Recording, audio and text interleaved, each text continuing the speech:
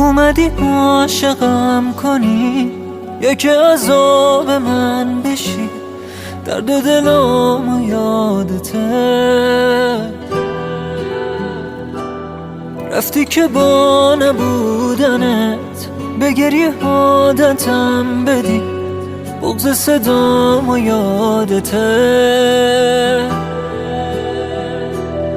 دست شماری میکنم واسه روز تولدت، واسه من آرزو شده که دعوتم کنی خودت. من تو راضیم به این نگاه بی تفاوتت.